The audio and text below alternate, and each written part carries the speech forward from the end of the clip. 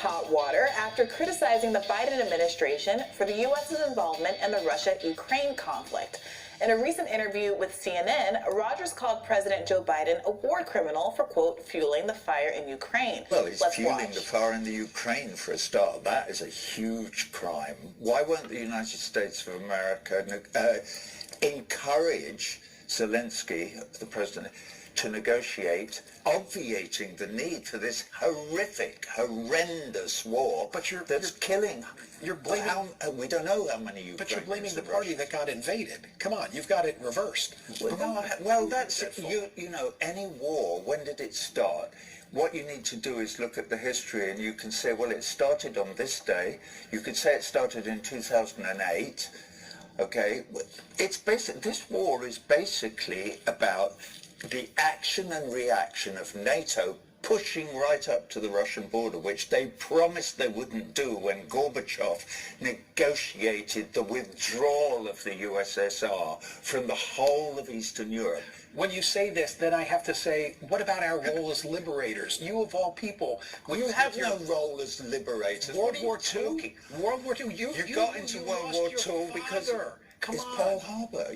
Pearl Harbor. You were completely isolationist until that's sad.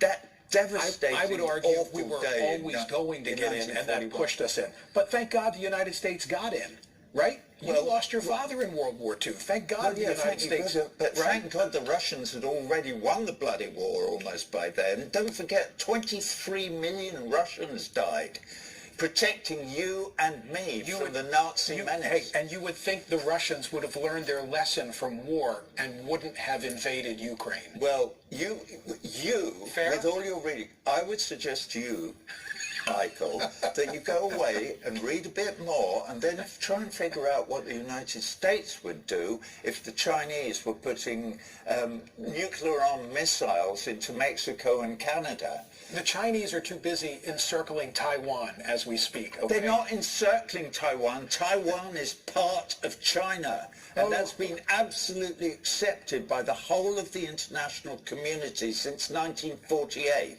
And if you don't know that, you're not reading enough. Go and read about it. Wow. That was some fiery stuff. Waters appears to be one of the only celebrities against the Western war narrative and how it's impacting global affairs, from the U.S.'s actions across the globe, including Taiwan and even the COVID-19 pandemic.